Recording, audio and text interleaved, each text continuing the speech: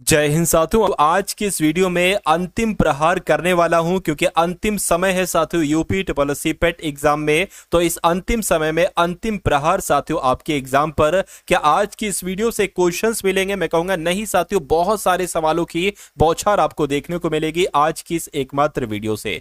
तो मैं कहूंगा साथियों, परीक्षा से अगर कुछ चंद समय पहले आप इस वीडियो में आपने एंट्री ली है, कुछ दिन है कुछ घंटे हैं, तो इस वीडियो को पूरा एंड तक निचोड़ लीजिएगा। मैं कहूंगा पूरे सिलेबस का खात्मा आज की इस वीडियो में किया है।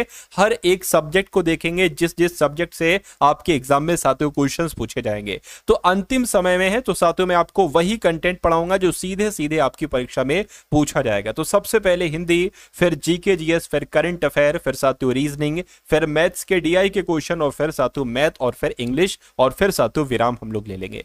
चलिए, तो पहला सवाल है, कह रहे कि पादप का पर्यायवाची इसमें से साथियों क्या होगा? तो पादप को खाद नहीं कहते हैं साथियों, पौधा कहते हैं, इसलिए आंसर आपका बी होगा। कह रहे कि भाई का बहुवचन बताइए, तो भाई का बहुवचन भाई भाई नहीं होता है, भाइयों नहीं होता है, भाइयों होता है, भाइयां नहीं होता है साथियों, भाइयों होता है, इसलिए आंसर आपका अगर है सी तो बिल्कुल सही है।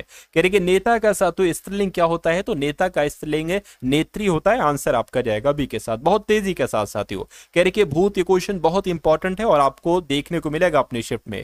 कह रहे कि भूत वर्तमान भविष्य को देखने वाले को क्या कहा जाता है? क्या साथियों त्रिकालदर्शी कहते हैं, ज्योतिषी कहते हैं, या भविष्य दृष्टा कहते हैं? मैं कहूंगा ये बात आप लोग याद रखेंगे, उसको त्रिकालदर्शी कहा जाता है, आंसर आपका जाएगा ए के साथ। कह रहे कि देवनागरी वर्णमाला में ऋण की अगर बात करते हैं, ये क्या है? क्या साथियों ये एक संकर व्यंजन है? नहीं। संयुक्त अक्षर है? नहीं। व्यंजन? नहीं साथियों, ये स्वर है साथियों। क्या ये स्वर में आता है साथियों, है ना। उसके बाद देखिए ऋण से ऋषि आपने पढ़ा होगा बचपन में। उसके बाद देखिए अगला सवाल है साथियों, कहने के यूनेस्को का वैश्विक विरासत स्थल खजुराहो ये कहां पर स्थित है? तो ये साथियों मध्य प्रदेश में स्थित है, ये आप लोग याद रखेंगे, आंसर आपका ए होगा।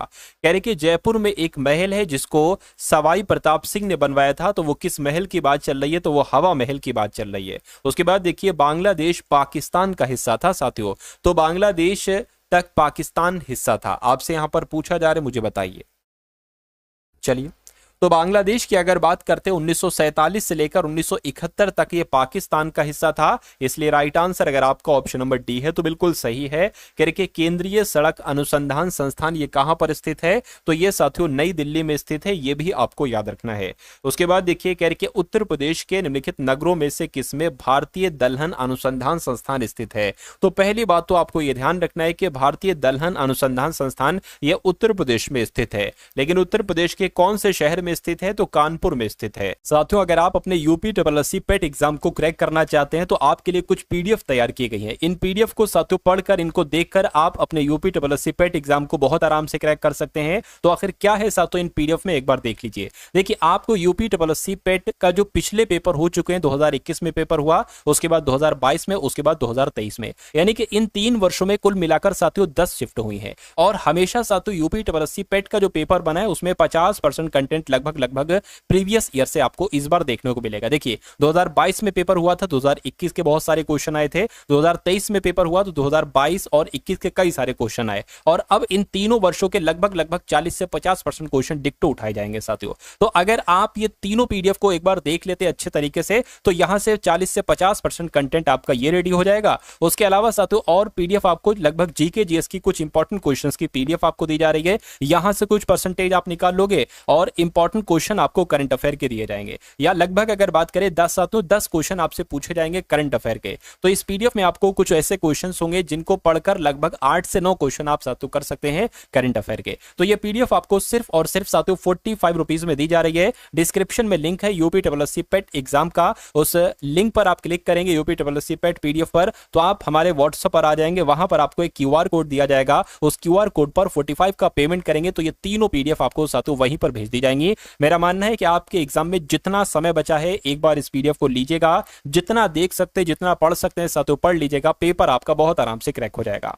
उसके बाद देखिए भूटान की मुद्रा अगर आपसे पूछी जाए तो नेगुल्ट्रम आपको बता देना है, भूटान की मुद्रा साथियों नेगुल्ट्रम है। अगला देखिए कंबोडिया की राजधानी क्या है साथियों? तो कंबोडिया की राजधानी की अगर बात करें नोम पेन है। क्या साथियों थोड़ा सा नाम चेंज करके भी आपसे पूछा जा सकता है, आप लोग आइडिया लगाएंगे कि नोम पेन जो है ना ये कंबोडिया देश की राजधानी है। कह रहे कि दुधवा राष्ट्रीय राष्ट्रीय उद्यान ये उत्तर प्रदेश में स्थित है, बिल्कुल सही बात है। लेकिन उत्तर प्रदेश में कहां पर स्थित है? बहराइच में नहीं साथियों, लखीमपुर खीरी अगर आपका जवाब है तो आपका जवाब बिल्कुल सही है। कह रहे कि भीतरकनिका राष्ट्रीय उद्यान ये किस राज्य में स्थित है? तो भीतरकनिका की अगर हम बात करते हैं, ये राष्ट्रीय उद्यान कहां पर स्थित है? तो ये साथियों ओडिशा में स्थित है, जिनका आंसर ऑप्शन नंबर डी है, तो बिल्कुल सही है।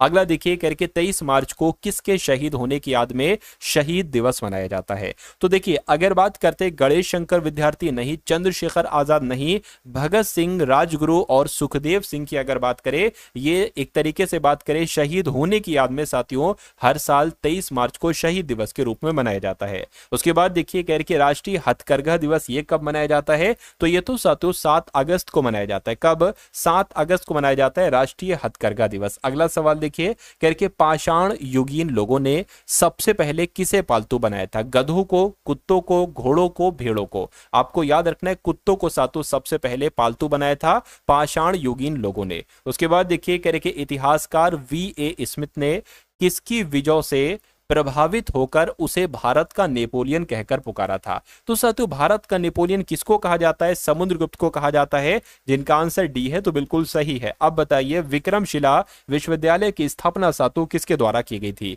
तो अगर आपका जवाब ऑप्शन नंबर सी यानी कि धर्मपाल है, तो बिल्कुल सही है। अगला देखिए, आदि ग्रंथ किस समुदाय का धार्मिक ग्रंथ है? तो मैं कह सकता हूं साथियों सिखों का यह धार्मिक ग्रंथ है, जिसका नाम है आदि ग्रंथ। नेक्स्ट नंबर का सवाल है, कह रहे कि मुगल सम्राट औरंगजेब ने आलमगीर शीर्षक अपनाया था, मतलब किसने अपनाया था, आपसे पूछा जा रहा है। औरंगजेब ने, अकबर ने, जहांगीर ने या शाहजहां ने? आपको यह ध्यान रखना है कि मुगल सम्राट जो औरंगजेब, इन्होंने ही साथियों आलमगीर शीर्षक अपनाया था। अगला देखिए, कह रहे शिवाजी के राजनीतिक गुरु एवं संरक्षक कौन थे?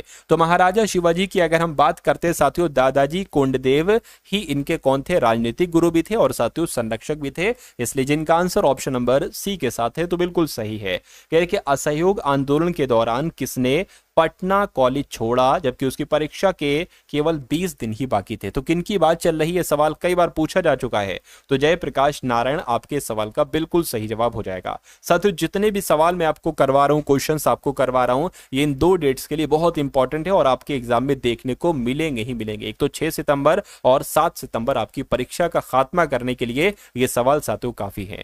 चलिए, तो काकोरी ट्रेन डकैती एक्शन में किन क्रांतिकारियों को फांसी की सजा दी गई थी? तो किनको दी गई थी? राम प्रसाद बिस्मिल जी को दी गई थी और अशफाकुल्ला खान को दी गई थी। आंसर आपका जाएगा ऑप्शन नंबर ए के साथ। अगला देखिए, कह रहे कौन सा एक गैर खाद्य फसल है? तो किसकी बात चल रही है साथियों? फाइबर फसलें, कॉफी, तेल बीज, गन्ना? मैं कहूंगा फाइबर फसलें इस सवाल का बिल्कुल सही जवाब हो जाएगा।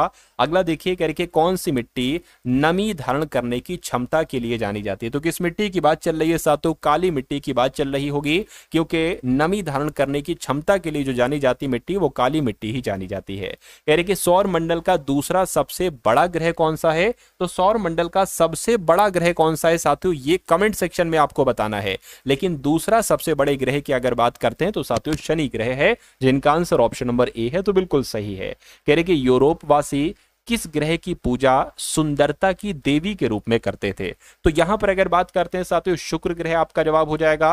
यानी कि यूरोप वासी लोग जो थे, ये शुक्र ग्रह की पूजा सुंदरता की देवी के रूप में करते थे। अगला सवाल है, कह रहे विश्व में सबसे अधिक केसर का उत्पादन करने वाला देश कौन सा है? तो इस देश का नाम साथियों ईरान है। ईरान में केसर का सबसे ज्यादा एक तरीके से उत्पादन किया जाता है, ठीक है ना। अगला देखिए, यानी कि विश्व का एक प्रमुख मत्स्य क्षेत्र यानी कि डांगर बैंक ये कहां पर स्थित है? क्या ये बाल्टिक सागर में स्थित है? नहीं साथियों, ये उत्तरी सागर में स्थित है। ये बात आप लोग याद रखेंगे कि विश्व का एक प्रमुख मत्स्य क्षेत्र डांगर बैंक ये उत्तरी सागर में ही स्थित है। कह रहे कि भारतीय संविधान का वो अनुच्छेद बताइए जो व्यक्तियों के विदेश यात्रा के अधिकार के संरक्षण साथियों प्रदान करता है। तो मैं कहूंगा अनुच्छेद 21 के तहत साथियों आप हर जगह जा सकते हैं, विदेश की यात्रा पर भी जा सकते हैं। तो जिनका आंसर यहां पर सी है, तो बिल्कुल सही है। और भारतीय संविधान के अनुच्छेद 21 के दायरे में क्या नहीं आता है? देखिए, अपनी पसंद से आप विवाह कर सकते हो अनुच्छेद 21 के तहत। अभी मैंने बताया था विदेश यात्रा पर भी जा सकते हो और जीवन जीने का भी अधिकार है अनुच्छेद 21 के तहत, लेकिन भारत में मृत्यु दंड का अधिकार नहीं है। अब नहीं है तो यही आपका राइट आंसर, जिनका आंसर ऑप्शन नंबर ए के साथ है, तो बिल्कुल सही है। कह रहे कि राज्यपाल को विधान परिषद में कितने सदस्यों को मनोनीत करने की शक्ति प्राप्त होती है? तो साथियों कुल सदस्यों के 1/6, यहां पर 1/6 होना चाहिए। कुल सदस्यों के 1/10, कुल सदस्यों के 1/15 या 1/2। तो साथियों 1/6 भाग यहाँ पर आपका जो होगा वो बिल्कुल सही जवाब हो जाएगा। उसके बाद देखिए कह रहे कि राज्य विधानमंडल द्वारा पारित कोई विधेयक किसकी अनुमति के पश्चात अधिनियम का स्वरूप धारण करता है। तो किसकी बात चल रही है साथियों, मैं कहूंगा राज्यपाल की बात चल रही है। बिल्कुल सही जवाब। अगर आपके एग्जाम में ये सवाल आता है तो राज्यपाल आप लोग यहां पर बता देंगे। अगला सवाल देखिए कह रहे कि भारत के संविधान में किस अनुच्छेद में करों को केंद्र द्वारा लगाया तथा एकत्रित किया जाता है लेकिन केंद्र और राज्यों के बीच वितरित किया जाता है। तो क्या आपका जवाब होगा अनुच्छेद 270। ये तो बहुत इंपॉर्टेंट क्वेश्चन है साथियों, आपके एग्जाम में छपने वाला सवाल है। तो मैं कह सकता हूं अनुच्छेद 270 में करों को केंद्र द्वारा लगाया जाता है तथा एकत्रित किया जाता है लेकिन केंद्र और राज्यों के बीच वितरित किया जाता है। यह बात आप लोग साथों याद रखेंगे। उसके बाद देखिए कह रहे कि जवाहर रोजगार योजना किस पंचवर्षीय योजना में शुरू की गई थी। तो ये तो साथों 7वीं पंचवर्षीय योजना में शुरू की गई थी। ये बात आप लोग याद रखेंगे। सही जवाब जिनका भी यहां पर है ऑप्शन नंबर डी के साथ तो बिल्कुल सही है। कह रहे कि भारत सरकार ने ट्राइफेड कब बनाया, कब बनाया, 1983 में नहीं, 85 में नहीं साथों, 1987 में बनाया था भारत सरकार ने ट्राइफेड। अगला देखिए किस पंचवर्षीय योजना के मॉडल को निवेश योजना का मॉडल कहा जाता है। तो मैं कह सकता हूं साथियों 5वीं पंचवर्षीय योजना के मॉडल को ही निवेश योजना का मॉडल कहा जाता है। अगला देखिए कहा जा रहा है आपसे कि किसने विद्युत चुंबकत्व के विज्ञान की स्थापना की और उसे नाम दिया। तो किसकी बात चल रही है साथियों, मैं कह सकता हूं आंद्रे मैरी एम्पियर आपका इस सवाल का जवाब हो जाएगा। यानी कि इन्होंने ही विद्युत चुंबकत्व के विज्ञान की स्थापना की और इसको नाम दिया आंद्रे मैरी एम्पियर ने। अगला देखिए करके फ्लेमिंग के बाएं हाथ के नियम में कौन सी उंगली धारा की दिशा दिखाती है। तो कौन सी उंगली दिखाती है, मैं कहूंगा बीच की उंगली साथियों धारा की दिशा दिखाती है। अगला देखिए करके इनमें से एक धातु है वो बताइए कौन सी। सल्फर आयोडीन धातु नहीं है, लोहा यहां पर एक धातु है। आंसर आपका सी होगा। कह रहे कि किस धातु को पहले वॉल्फ्रेम कहा जाता था। तो किस धातु की बात चल रही है, मैं कहूंगा टंगस्टन की बात चल रही। टंगस्टन को पहले वॉल्फ्रेम कहा जाता था। आंसर आपका ऑप्शन नंबर ए होगा। अब उसके बाद साथियों यहां से आपके सामने करंट अफेयर के क्वेश्चन से स्टार्ट हो चुके हैं। तो लगभग 15 सवालों को हम लोग देखेंगे साथियों करंट अफेयर के। उसके बाद मैथ्स के, डीआई के, रीजनिंग के और मैथ के क्वेश्चंस को देखेंगे। चलिए तो कह रहे कि किसे अगले 3 विश्व कप टेस्ट चैंपियनशिप फाइनल की मेजबानी का अधिकार दिया गया है। तो मैं कहूंगा इंग्लैंड देश को दिया गया। आंसर आपको ऑप्शन नंबर सी होगा। उसके बाद देखिए कह रहे कि हाल ही में मलेशिया से अंकुरित पाम ऑयल बीजों का सबसे बड़ा आयातक देश कौन सा बना है। तो साथियों अपना भारत बना है। ये इसलिए इंपॉर्टेंट क्वेश्चन है और आपके एग्जाम में पूछा जा सकता है। उसके बाद देखिए कह रहे कि हाल ही में प्रतिभूत मतदाताओं की संख्या 1200 से कम करने वाला पहला राज्य साथियों कौन सा बना है। तो कौन सा बना है, बिहार राज्य बना है। बिहार आपके सवाल का बिल्कुल सही जवाब हो जाएगा। उसके बाद देखिए कह रहे कि किसने इंटरनेशनल मॉनिटरिंग फंड के उप प्रबंध निदेशक के पद से इस्तीफा दिया। तो इनका नाम साथियों क्या है, गीता गोपीनाथ इनका नाम है। और गीता गोपीनाथ ने ही अंतर्राष्ट्रीय मुद्रा कोष के उप प्रबंध निदेशक के पद से इस्तीफा दिया है। अगला देखिए न्यायमूर्ति एमएस रामचंद्र राव ने किस राज्य के नए मुख्य न्यायाधीश के रूप में साथियों शपथ ली है। तो ये त्रिपुरा राज्य के मुख्य न्यायाधीश बने हैं। कौन, न्यायमूर्ति एमएस रामचंद्र राव। उसके बाद देखिए कह के भारतीय सेना के लिए अपाचे अटैक हेलीकॉप्टर की पहली खेप किस देश से मिली है। तो साथियों किस देश से मिली है, यूएसए से मिली है। यूएसए आपके सवाल का बिल्कुल सही जवाब हो जाएगा। अब उसके बाद देखिए साथियों अगला सवाल है कह के कौन सा देश यूनेस्को से बाहर हुआ है बताइए। तो कौन सा देश साथियों यूनेस्को से बाहर हुआ, मैं कहूंगा अमेरिका देश यूनेस्को से बाहर हुआ है। उसके बाद देखिए करके किस राज्य में हॉर्नबिल के संरक्षण के लिए केंद्र स्थापित किया जाएगा। तो किसकी बात चल रही है, तमिलनाडु की बात चल रही है। तमिलनाडु राज्य में हॉर्नबिल के संरक्षण के लिए केंद्र स्थापित किया जाएगा। अगला सवाल देखिए करके किफायती डिजिटल बैंकिंग को बढ़ावा देने के लिए गति बचत खाता लॉन्च किया है। तो जो गति बचत खाता लॉन्च किया है वो फिनो पेमेंट बैंक ने किया है। ये भी इंपॉर्टेंट क्वेश्चन है आपके एग्जाम में साथियों आएगा। उसके बाद देखिए कह रहे कि किसे ग्लोबल फाइनेंस मैगजीन द्वारा 2025 का विश्व का सर्वश्रेष्ठ उपभोक्ता बैंक सम्मान दिया गया है। तो किसकी बात चल रही है, स्टेट बैंक ऑफ इंडिया की बात चल रही है। अगर आपके एग्जाम में यह सवाल आए तो एसबीआई आपको बता देना है। उसके बाद देखिए कह रहे कि किस राज्य में नई ड्रैगन फ्लाई प्रजाति लिरियो थेमिस एब्राहिमी की खोज की गई है। तो कहां पर की गई है साथियों, केरल राज्य में की गई है। केरल आपके सवाल का बिल्कुल सही जवाब हो जाएगा। और अगला देखिए करके किस राज्य सरकार ने बांग्लादेशी हिंदू शरणार्थी परिवारों को भूमि अधिकार दी है। तो यह काम काम साथियों किस राज्य ने किया है? ये काम साथियों अपने उत्तर प्रदेश ने किया है। इसलिए राइट आंसर अगर आपका है ऑप्शन नंबर बी के साथ तो बिल्कुल सही हो जाएगा। किस राज्य ने लुप्त प्राय पौधों के संरक्षण कार्यक्रम का शुभारंभ किया है?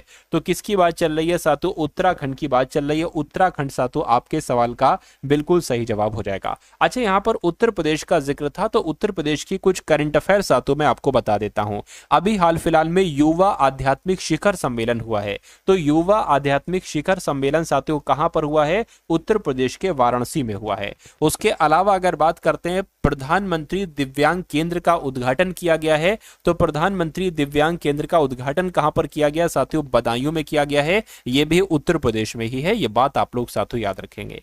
चलिए, उसके अलावा यूपी इंटरनेशनल ट्रेड शो 2025 ये कहां पर किया गया है? यह साथियों ग्रेटर नोएडा में किया गया है। तो ये 3 इंपॉर्टेंट फैक्ट आप लोग याद रखेंगे। उसके बाद देखते हैं नेक्स्ट नंबर का सवाल है, कह रहे कि अटल इनोवेशन मिशन के लिए मिशन के नए मिशन निदेशक के रूप में साथियों किसको नियुक्त किया गया है? तो दीपक बगला को नियुक्त किया गया है अटल इनोवेशन मिशन के नए मिशन निदेशक के रूप में। अगला सवाल देखिए, करके फिट इंडिया साइक्लोन अभियान आयोजित किया गया। तो पता साथियों ये उत्तर प्रदेश में आयोजित किया गया है और उत्तर प्रदेश के वाराणसी में ही फिट इंडिया साइक्लिंग अभियान आयोजित किया गया है। अगला सवाल देखिए, तो अब आपके सामने साथियों यहाँ पर करंट अफेयर के सवाल खत्म हो चुके हैं और रीजनिंग के सवाल साथियों शुरू हो चुके हैं। आप सभी को पता है कि 5 सवाल होंगे साथियों रीजनिंग में। तो इन पांचों के 5 साथियों सवाल आपको करना है। पहला सवाल आपकी स्क्रीन पर है, कथन और निष्कर्ष वाला।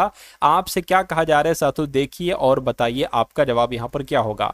कह रहे कि कुछ खिलाड़ी फुटबॉल खेलते हैं, तो जितना जितना कहा जाए उतना उतना करते जाइए। मान लीजिए साथियों ये क्या हो गए, ये खिलाड़ी हो गए और कुछ खिलाड़ी यानी कि इतने खिलाड़ी क्या खेलते हैं साथियों? फुटबॉल खेलते हैं। उसके बाद कह रहे कि सभी खिलाड़ी लोग हैं, यानी कि सभी के सभी खिलाड़ी कौन हो जाएंगे साथियों? लोग हो जाएंगे। अब साथियों यहां पर अगर बात करें निष्कर्ष स्टार्ट हो चुके हैं और निष्कर्ष को पढ़िए और बताइए कौन सा सही है कौन सा गलत है। कह रहे कि कोई भी लोग फुटबॉल नहीं खेलते। अरे भैया कोई भी लोग फुटबॉल नहीं खेलते, गलत। इतने लोग फुटबॉल खेलते, ये गलत हो जाएगा। कुछ लोग फुटबॉल खेलते हैं, हाँ कुछ लोग फुटबॉल खेलते, इतने लोग फुटबॉल खेलते हैं, तो ये दूसरा वाला सही हो जाएगा। करके सभी लोग फुटबॉल खेलते, सभी लोग फुटबॉल नहीं खेलते हैं, इतने लोग थोड़ी ना फुटबॉल खेलते हैं, तो ये भी गलत हो जाएगा। मैं कहूंगा साथियों दूसरा निष्कर्ष अनुसरण करता है, ऐसा कहां पर लिखा हुआ है? ऐसा आपका ऑप्शन नंबर डी में लिखा हुआ है। उसके बाद देखिए अगला सवाल है, कह रहे कि एक नंबर सीरीज का सवाल यहाँ पर है। आपसे कहा जा रहा है साथियों नंबर सीरीज में सबसे पहले 15 है, उसके बाद 16 है, उसके बाद 20 है, उसके बाद 47 है और उसके बाद 303 है। आपसे पूछा जा रहा है कि अगले नंबर पर यहाँ पर साथियों कौन सा नंबर होगा? देखकर चेक करके साथियों यहाँ पर आप लोग मुझे बताइए। देखिए अगर 15 से 16 की बात करें तो सिर्फ यहाँ पर 1 पड़ा है। 16 से 20 की अगर बात करें तो 4 बड़ा है। अब 20 से 47 हो गया साथियों यहाँ पर 27 बड़ा है और 47 से 303 फिर ये तो बहुत बढ़ गया। कितना बढ़ गया एक बार देख लेते हैं साथियों हम लोग। 13 हो जाएगा, 13 में से 7 जाएगा तो कितना बचेगा, है ना? 13 में से 7 जाएगा तो 6 बचेगा। अब ये 29 हो जाएगा। 29 में से 4 जाएगा तो 25 बचेगा। यानी कि एक तरीके से अगर हम लोग बात करते हैं साथियों यहाँ पर 256 आ जाएगा। अब आपको बताने की यहाँ पर आपको कितना बढ़ाना है। अगर आप थोड़ा सा साथियों ध्यान देंगे तो आप ये पाओगे कि देखिए ये 3 का क्यूब होता है और ये क्या होता है? ये 2 का स्क्वायर होता है और 256 की जब हम बात करते हैं तो ये 4 की घात 4 होती है। तो 1 को हम साथियों 1 की घात 1 लिख सकते हैं। अब देखिए 1 की घात 1, 2 की घात 2, 3 की घात 3, 4 की घात 4, तो यहां पर क्या आ जाएगा? 5 की घात 5। यानी कि 5 की घात 5 का मतलब क्या होता है? 5 को 5 बार लिखिए। 5 गुणा 5 गुणा 5 गुणा 5, 5 पंजे 25, 25 पंजे 125, 125 पंजे 625 और 625 पंजे कितने होते हैं? एक बार मैं यहां पर करा लेता हूं। 625 पंजे कितने होते हैं? 5 पंजे 25 हो जाएगा, 5 दूना 10, 12 हो जाएगा, 5 अंक 30, 31। यानी कि साथियों 625 पंजे 3125 होते हैं, यानी कि यहां पर 3125 आ जाएगा। तो अब प्लस कर रहे जिसके 15 में 1 प्लस किया 16 है, 16 में 4 प्लस किया 20 है, 20 में 27 प्लस किया 47, 47 में 256 प्लस किया 303। अब 303 में 3125 प्लस होगा तो कितना आएगा? देखिए 5 और 3 8 हो गया, 2 और 0 2 हो गया, 1 और 3 4 हो गया और 3 आ गया, यानी कि 3428 आएगा। 3428 साथियों ऑप्शन नंबर बी वाले में। तो जिनका आंसर यहाँ पर ऑप्शन नंबर बी के साथ है तो मैं कहूंगा आंसर आपका बिल्कुल करेक्ट हो जाएगा। उसके बाद देखिए एक बहुत शानदार सवाल आपकी स्क्रीन पर है। कह रहे कि 5 व्यक्ति उत्तर दिशा की ओर अभिमुख होकर एक पंक्ति में बैठे हैं। तो 5 व्यक्ति है ना साथियों, ठीक है 5 व्यक्ति बना लेते हैं। 1 2 3 4 और सातों एक, ये 5, 5 व्यक्ति हो गए। अब कहा जा रहा है कि पंक्ति में दोनों छोरों पर ड्राइवर और इलेक्ट्रीशियन बैठे, यानी कि अंतिम छोरों पर ड्राइवर या तो यहां बैठ सकता है या तो यहां, है ना। मतलब ड्राइवर अगर यहां तो इलेक्ट्रीशियन यहां, या इलेक्ट्रीशियन यहां पर तो ड्राइवर यहां पर। खैर इसको स्किप करिए थोड़ी देर के लिए। कह रहे कि प्लम्बर ठीक बढ़ई के दाईं ओर पड़ोस में बैठा है, तो इसको आप साथियों कर सकते हो। कह रहे कि बढ़ई के दाईं ओर बैठा है प्लम्बर, तो बढ़ई को आप कहीं पर भी बैठा सकते हो। मान लीजिए बढ़ई को आपने साथियों यहां पर बैठाला, तो बढ़ई के क्या कह रहे हैं, बढ़ई के दाईं ओर, बढ़ई का दायां ये हो जाएगा। बढ़ई के दाएं पर प्लम्बर बैठा है, यानी कि साथियों प्लम्बर आपका यहां पर बैठ जाएगा। उसके बाद कह रहे हैं कि मैकेनिक ठीक इलेक्ट्रीशियन के बाईं ओर बैठा है। अच्छा, इलेक्ट्रीशियन के बाईं ओर बैठा है। अब आप एक बात यहां पर ध्यान दीजिए साथियों, यहां पर कह रहे थे कि ड्राइवर और इलेक्ट्रीशियन कहां पर, किनारों पर बैठेंगे, छोरों पर बैठेंगे। और यहां पर कहा जा रहा है कि इलेक्ट्रीशियन के बाईं ओर पड़ोस में, यानी कि मैकेनिक जो है ना इलेक्ट्रीशियन के बाईं ओर है, तो इलेक्ट्रीशियन इस तरफ नहीं बैठ सकता। क्यों? क्योंकि इलेक्ट्रीशियन का बायां इधर हो जाएगा। इधर कैसे बनाओगे, तो इलेक्ट्रीशियन इधर को बैठेगा। मैं कह सकता हूं साथियों इलेक्ट्रीशियन, एक काम करिए, एक काम आप ये करिए साथियों, है ना, आप एक काम करिए, अभी इसको थोड़ी देर के लिए कर दीजिए। और हम क्या कर लेते हैं साथियों, इलेक्ट्रीशियन हमारा यहां पर बैठाल देते हैं, है ना, इलेक्ट्रीशियन हम यहां पर बैठाल देते हैं। कहने कि इलेक्ट्रीशियन के बाईं ओर पड़ोस में मैकेनिक बैठा है साथियों, यानी कि यहां पर आपका कौन बैठ जाएगा, मैकेनिक बैठ जाएगा। ठीक है ना। कहने के बड़ा ही ठीक ड्राइवर और प्लम्बर के बीच में बैठा है। चलिए कोई दिक्कत नहीं। अब इसको जरा कर लीजिए। देखिए अब इलेक्ट्रीशियन अगर इधर है तो मैं कहूंगा ड्राइवर इधर होगा। क्या, ड्राइवर की अगर बात करते साथियों इधर होगा। अब यहां पर कह रहे हैं कि ड्राइवर और प्लम्बर के बीच में बैठा है बढ़ई, तो ड्राइवर इधर हो गया। प्लम्बर की अगर बात करते हैं प्लम्बर इधर हो जाएगा। ड्राइवर और प्लम्बर के बीच में कौन बैठा है साथियों, बढ़ई बैठा है, तो बढ़ई यहां पर आ जाएगा। यानी कि ड्राइवर, बढ़ई, प्लम्बर, मैकेनिक, इलेक्ट्रीशियन, पांचों के पांच बैठ गए। कह रहे कि इनमें से कौन सा व्यक्ति पंक्ति के मध्य में बैठा है, मैं कहूंगा पंक्ति के मध्य में तो प्लम्बर बैठा है, तो प्लम्बर आपका साथियों बिल्कुल सही और सटीक जवाब हो जाएगा। मुझसे पहले आंसर देने की आप लोग कोशिश किया कीजिए।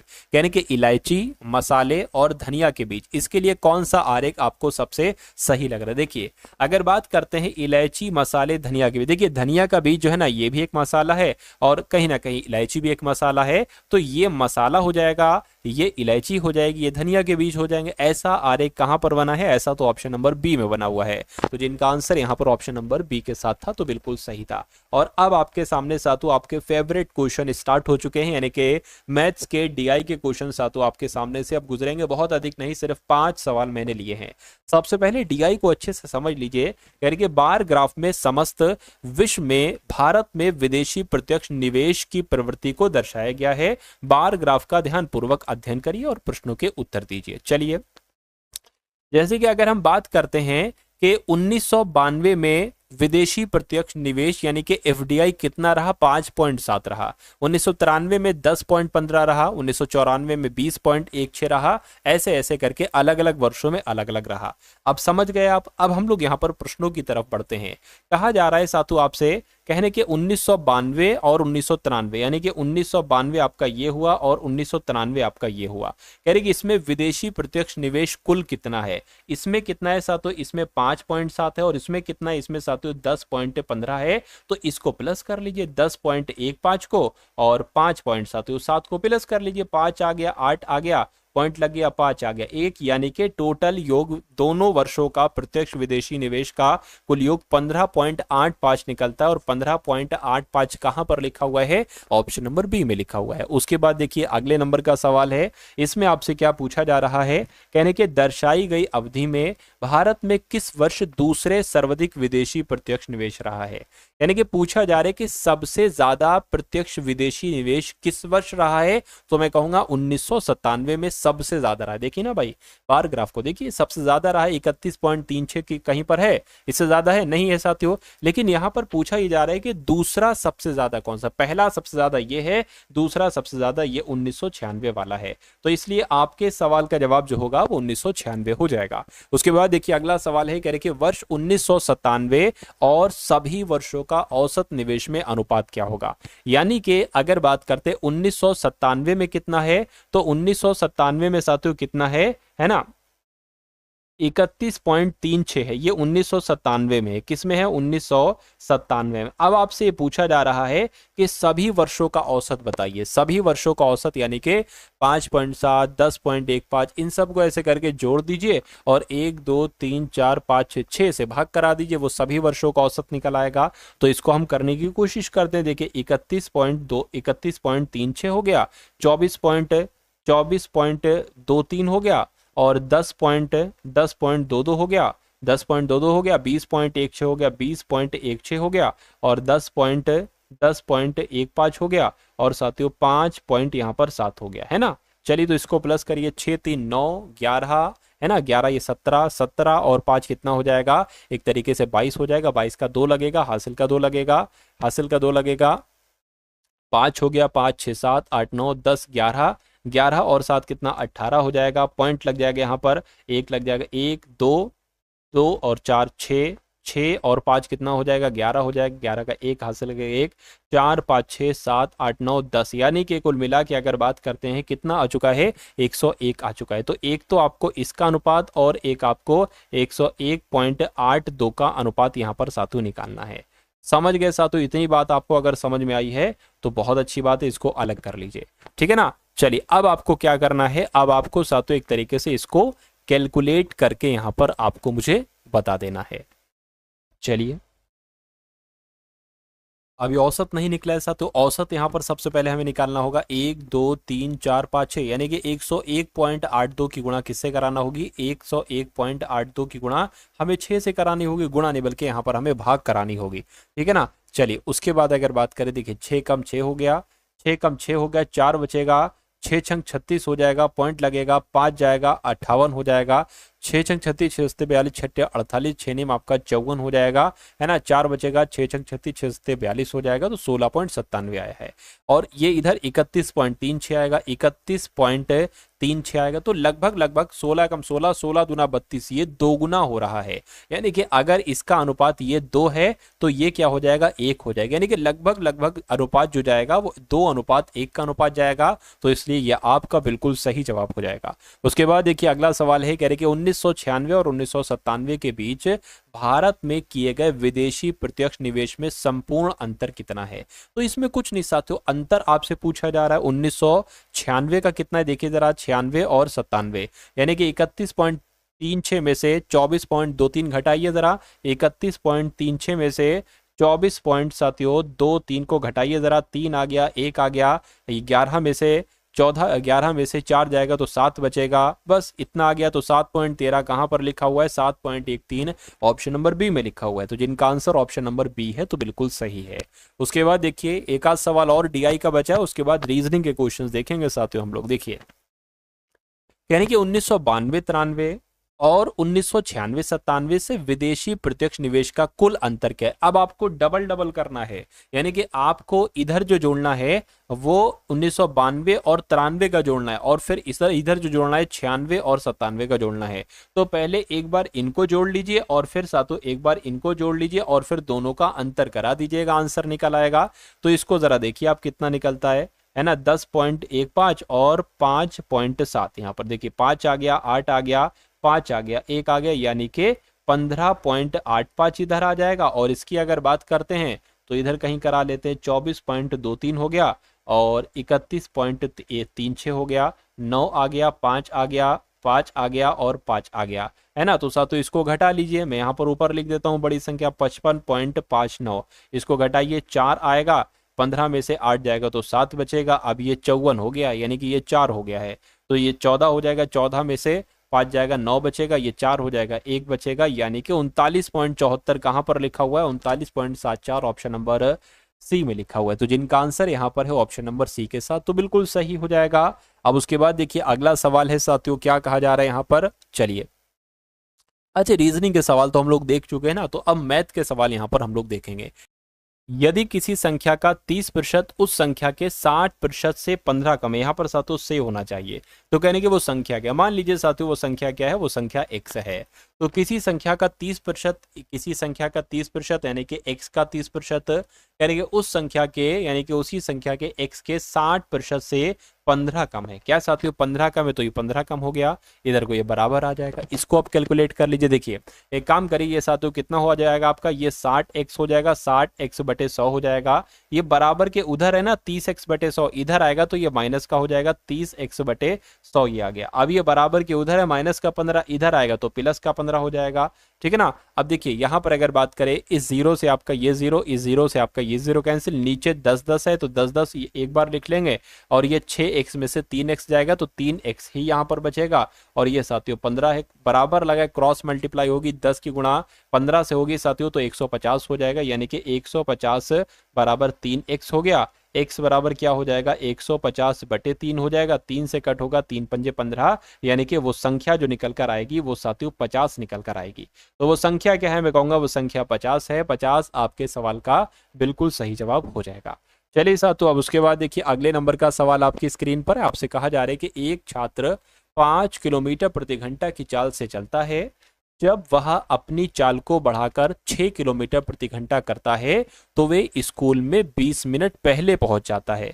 तो छात्र द्वारा तय की गई दूरी ज्ञात कीजिए। देखिए अगर यहां पर हम लोग बात करते हैं साथियों चाल की, है ना, चाल अगर 5 किलोमीटर प्रति घंटा की चाल से चल रहा था, लेकिन वो अपनी चाल बढ़ाकर 6 किलोमीटर प्रति घंटा कर देता है, तो चाल का उल्टा क्या होता है साथियों, चाल का उल्टा समय होता है। यानी कि अगर चाल का अनुपात 5:6 है तो समय का अनुपात साथियों 6:5 होगा। यानी कि अगर चाल बढ़ाकर 5 से 6 की गई है तो अगर पहले समय 6 लग रहा होगा तो अब साथियों 5 लगेगा। अच्छा यहां पर कह रहे हैं तो इसको हम साथियों ये भी कर सकते हैं 6x और 5x से, कह रहे हैं तो वह स्कूल में 20 मिनट पहले पहुंच जाता है। अगर वो चाल 5 से बढ़ाकर 6 करता है तो वो समय 20 मिनट पहले पहुंच जाता है। ये इसका अंतर है, 20 मिनट जो है ना, ये इसका अंतर है। यानी कि x बराबर क्या है साथियों, 20 मिनट यहां पर है। तो 6x में से 5x जाएगा, x बचेगा, x बराबर कितने मिनट हो जाएगा, मैं कहूंगा साथियों 20 मिनट हो जाएगा। तो दूरी आपसे पूछी जा रही, दूरी बराबर क्या होता है साथियों, चाल, है ना, चाल गुणा समय होता है, चाल गुणा समय होता है साथियों, दूरी बराबर। कोई दिक्कत, कोई दिक्कत नहीं यहां पर आपको। चलिए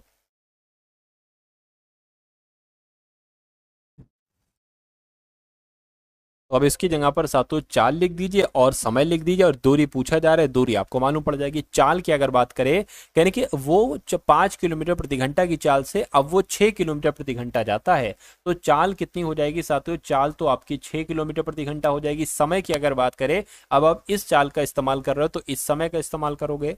x बराबर 20 मिनट आया था तो x बराबर 20 मिनट है, तो 5x की वैल्यू कितनी हो जाएगी साथियों, 100 मिनट की हो जाएगी। तो यहाँ पर आपका समय जो आएगा वो 100 मिनट आ जाएगा।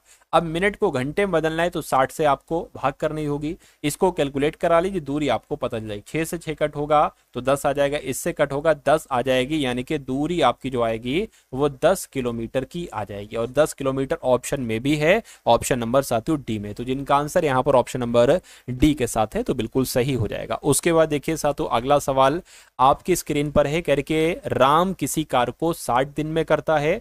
ठीक है भैया, राम की अगर बात करें वो किसी काम को 60 दिन में करता है, यानी कि वह 10 दिन कार्य करता है। कौन, राम 10 दिन कार्य करता है। फिर राज अकेले शेष कार्य को 35 दिन में पूरा करता है। यदि राम और राज एक साथ कार्य करें तो कितने समय में वो कार्य समाप्त कर लेंगे। अब देखिए यहां पर एक बात कही गई है, अब एक चीज मैं आपको बता देना चाहता हूं, अगर राम कोई काम 60 दिन में कर रहा है तो अगर मैं आपसे पूछूं वो एक दिन में कितना काम करेगा, एक दिन में काम करेगा 1/60। यहां पर कह रहे हैं कि राम 10 दिन तक कार्य करता है, अगर वो 10 दिन तक कार्य करता है तो वो कितना काम कर पाएगा, 10/60। इसको हम 0 से 0 कैंसिल करेंगे, यानी कि वो 1/6 काम कर पाएगा। अच्छा टोटल काम जो होता है वो 1 होता है, यानी कि टोटल काम में से अगर हम 1/6 काम को घटाएंगे तो पता चलेगा अब शेष काम कितना बचा है, क्योंकि वो राज कर रहा है। तो 6 में से 6 कम 6 है ना, और 1 आ जाएगा, 6 आ जाएगा, 6 में से 1 जाएगा, 5/6 यहां पर सातु आपका आ जाएगा। तो ये शेष काम बचा है। तो अब यहां पर कहा जा रहा है कि फिर राज शेष काम अकेले 35 दिन में कर लेता है, यानी कि ये जो 5/6 शेष काम है ये 35 दिन में राज कर लेता है। तो अगर ऐसा आपको दे रखा हो कि भैया इतना भाग जो है ना ये कर लेता है इतने दिन में, तो हम निकाल सकते हैं पूरा काम वो कितने दिन में कर सकता है। 6 की गुणा 35 से कराइए, है ना, 6 की गुणा 35 से कराइए और ये नीचे आ जाएगा। ये राज का काम आपको पता चल जाएगा टोटल काम कितने दिन में करेगा। 5 सत्ते 35, 7 छंग 42, यानी कि राज की अगर बात करते हैं तो 42 दिन में वो काम करेगा। इतनी बात क्लियर हो गई।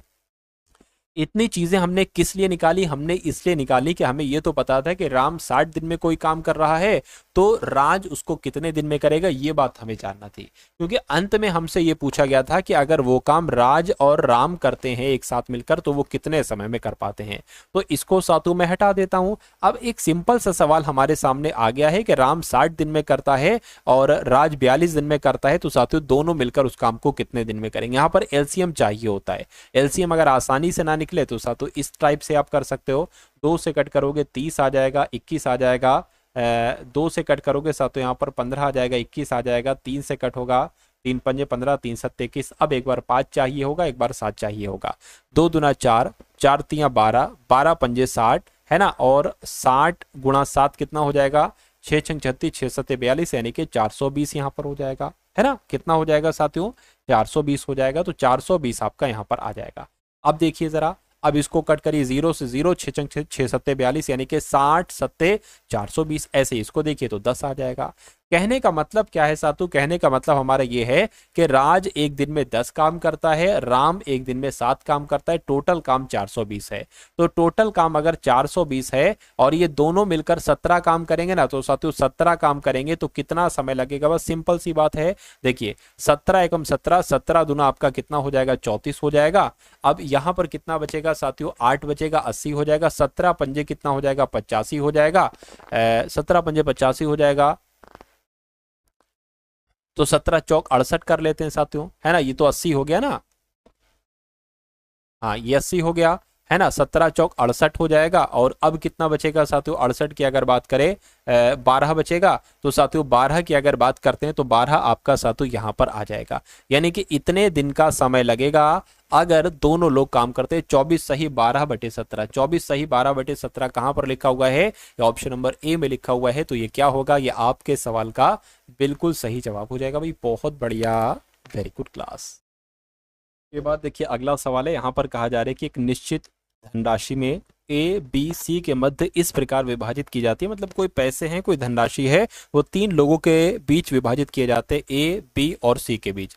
यानी कि ए बी को हिस्सा जो मिलता है वो 3:5 के अनुपात में मिलता है, बी सी को जो हिस्सा मिलता है वो 2:7 के अनुपात में मिलता है ना। और ए का हिस्सा अच्छा बता भी दिया गया है कि 3600 है। तो कुल धनराशि कितनी? बहुत आसान है। देखिए कभी भी अगर मैं आपको यहाँ पर ए अनुपात बी दिया हो और बी अनुपात साथियों सी दिया हो और आपसे पूछा जाए ए अनुपात बी अनुपात सी, तो बहुत सिंपल है साथियों। ए की गुणा बी से, बी की गुणा सी से, सॉरी ए की गुणा बी से, बी की गुणा बी से और फिर बी की गुणा सी से आपको कर देना है। यानी कि अनुपात कितना है? ए और बी कितना है साथियों? देखिए जरा 3:5 है तो 3:5 हो गया। और फिर बी अनुपात सी कितना है साथियों? 2:7 है। तो 3 की गुणा 2 से करिए, ये ए निकल कर आएगा। 3 दूना 6, ये 2 ए निकल कर आया। फिर 2 की गुणा 5 से, 5 दूना 10, ये 2 पंजे 10, ये बी निकल कर आया। और फिर 5 की गुणा 7 से करेंगे साथियों, 7 पंजे 35, ये सी निकल कर आया। तो ए अनुपात बी अनुपात सी का आपको अनुपात मिल चुका है। अब कहा जा रहा है कि ए का हिस्सा अगर 3600 है, यानी कि इसको हम ये भी लिख सकते हैं 6x अनुपात 10x अनुपात 35x। कुल मिला के ए 6x है और यहां पर कह रहे हैं कि ए का हिस्सा 3600 है, यानी कि x बराबर यहां बहुत आराम से निकल आएगा सातों 3600/6, यानी कि x बराबर 6 छंग 36, 600 आ जाएगा x बराबर। तो अब तो हम साथियों क्या b का भी निकाल सकते हैं, c का भी निकाल सकते हैं। यानी कि अगर बात करते हैं साथियों, देखिए ए की यहाँ पर कुल धनराशि पूछी गई है। ए की धनराशि कितनी है? 3600 है ना। 3600, 600 की गुणा 6x यहाँ पर है, 600 की गुणा 6 से करोगे 3600 आएगा। 600 की गुणा 10 से कराओगे जो कि b निकलेगा, तो b बराबर साथियों कितना हो जाएगा? 6000 हो जाएगा। ठीक है ना, 6000 हो जाएगा। सी की अगर बात करते हैं 35 की गुणा सातों 600 से आपको कराना है, तो 35 की गुणा 6 से करा लीजिए, डबल जीरो लगा देंगे। 6 पंजे आपका 30 हो जाएगा, 6 तियां कितना हो जाएगा? 18 हो जाएगा और 21 हो जाएगा, डबल जीरो लग जाएगी। 21,000 यहाँ पर आपका आ जाएगा। तो सी बराबर कितना हो जाएगा? 21,000 यहाँ पर सातों आ जाएगा। इनका कुल मिला के धनराशि आपको बताना है, इनका योग निकालना है। 0000 हो जाएगा, 600 आपका 6 हो जाएगा। और फिर ये क्या निकलेगा? एक सेकंड, मेरे से गलती हो गई कुछ, देखिए 0 हो गया, 0000 आ जाएगा, 6006 आ जाएगा। 3 और 6 आपका कितना हो जाएगा? 9, 9 और ये आपका 10 हो जाएगा, यानी कि 30,600 आ रहा है। और 30,600 साथियों ऑप्शन नंबर किस में है? ऑप्शन नंबर ए में है, इसलिए जिनका आंसर यहाँ पर ऑप्शन नंबर ए है तो बिल्कुल सही है। टोटल धनराशि 30,600 रही है। चलिए साथियों, अब उसके बाद देखिए अगला सवाल आपकी स्क्रीन पर है। आपसे पूछा जा रहा है कि एक दुकानदार, क्या साथियों अभी इसके बाद इंग्लिश के सवाल हैं।